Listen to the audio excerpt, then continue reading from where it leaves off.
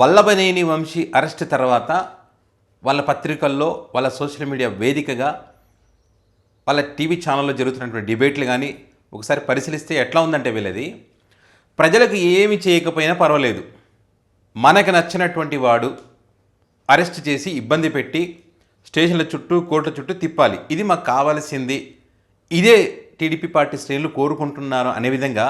నిజంగా వాళ్ళు కోరుకుంటున్నారో లేదో మనకైతే తెలియదు, కానీ వాళ్ళ పత్రికలో రాసినటువంటి వార్తలు చదివితే నిజంగా ఆశ్చర్యం అనిపించింది నాకైతే. అమ్మయ్య, ఎట్టకేలకు వల్లభనేని వంశీని అరెస్ట్ చేశారు. ఇన్ని రోజులు రక్తం మరిగిపోతున్నటువంటి టీడీపీ పార్టీ శ్రేణులో ఆత్మలు శాంతించాయి. కానీ ఇది సరిపోదు, ఇంకా కావాలి.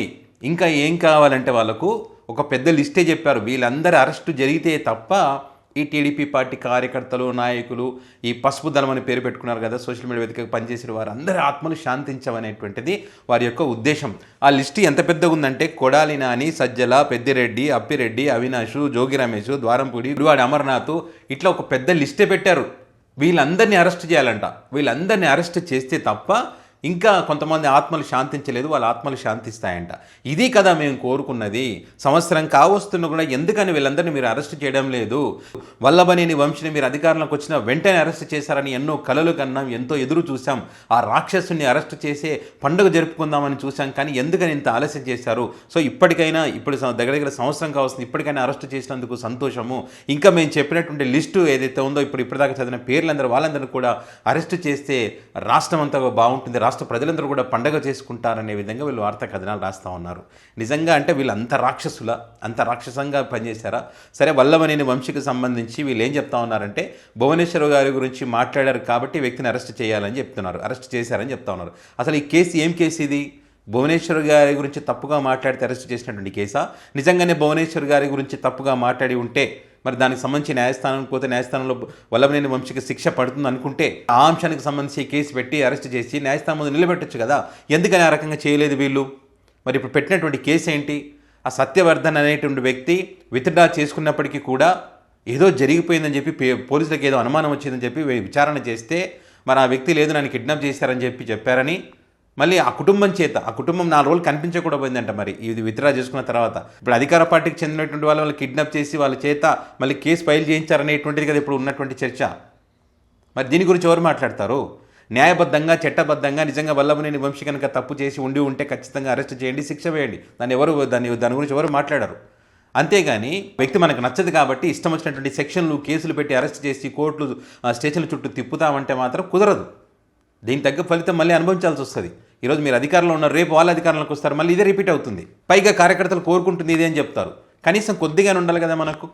రాష్ట్రంలో ప్రజలు పడుతున్నటువంటి ఇబ్బందులకు సంబంధించి ఏ పత్రికలు రాయారు, ఏ ఛానల్లో డిబేట్లు పెట్టారు, ఏ కార్యకర్త ప్రశ్నించాడు?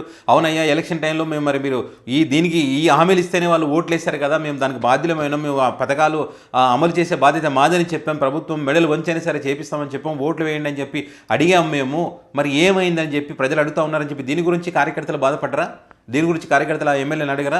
దీని గురించి ఆ కార్యకర్తల పార్టీకి సంబంధించిన నాయకులను అడిగరా? దీని గురించి మంత్రులను అడిగరా? దీని గురించి వాళ్ళకి అనుకూలమైన పత్రికలు మరి వార్తలు రాయమని కోరుకోరా? దీని గురించి వాళ్ళ ఛానల్లో డిబేట్ పెట్టమని కోరుకోరా? ఇది అవసరం లేదంట వాళ్ళకు, ఇది కావాలంట వాళ్ళకు. వీళ్ళని అరెస్ట్ చేయాలి, అరెస్ట్ చేస్తే మా ఆత్మలు శాంతిస్తే రాష్ట్రం అంతా పండగ చేసుకుందనే విధంగా వీళ్ళు మాట్లాడుతూ ఉన్నారు. న్యాయస్థానంలో బెయిల్ వస్తే దాన్ని కూడా తప్పు పడతారు. ఇప్పుడు మంగళగిరి పార్టీ ఆఫీసులో దాడి జరిగిందని చెప్పి అందులో దాడి చేసిన వారికి సంబంధించి బెయిల్ వస్తే బెయిల్ ఎట్లా వస్తుందని చెప్పి ప్రశ్నిస్తూ ఉన్నారంట వీళ్ళు. బెయిల్ ఎట్లా ఇస్తారట, ఇవ్వకూడదని చెప్పి న్యాయ వ్యవస్థను కూడా తప్పు పడతారు. దీనికి సంబంధించి మంచి లాయర్లు పెట్టండి.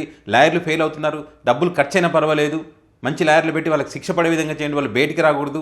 నిజంగానే వాళ్ళు తప్పు చేసి ఉంటే కనుక కాస్ట్లీ లాయర్లతో పనే ఉంది, బలమైన లాయర్లతో పనే ఉంది.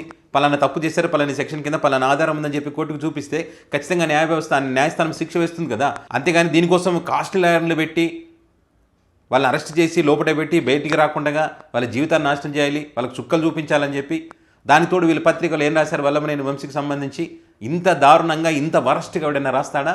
వల్లభనేని వంశీని అరెస్ట్ చేయకపోతే కిచెన్ రూమ్లో నుంచి ఆ కిటికీలు అద్దాలు వాళ్ళు ఒకటి పారిపోతా ఉంటే ఒక మహిళా కానిస్టేబుల్ పోయి లాగిందంట, గుంజిందంట. ఇంత అద్భుతమైన స్క్రిప్ట్లు వాళ్ళు. దేనికోసం ఇదంతా? మరి ఇంత దారుణంగా, ఇంత దిగజారిపోయి ఈ రకంగా తప్పుడు ప్రచారాలు చేస్తూ ప్రజలు తప్పుదో పట్టించేటువంటి ప్రయత్నం వీళ్ళు తప్ప ఇంకెవరు చేయరు ప్రపంచంలో.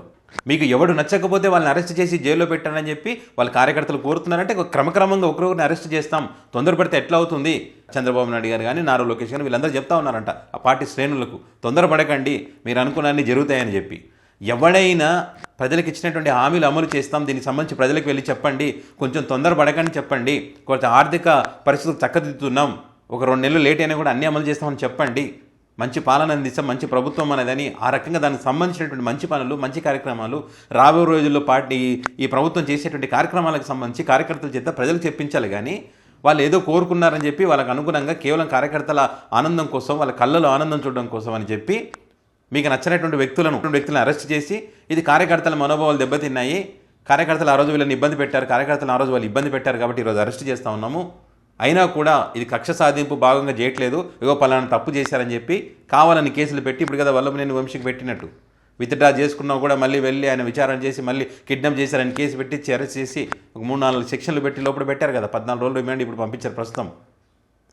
న్యాయస్థానం బెయిల్ ఇచ్చినప్పటికీ కూడా ఈ అంశానికి సంబంధించి సో ఈ రకంగా కేసులు పెట్టి ఇరికిచ్చేటువంటి ప్రయత్నం.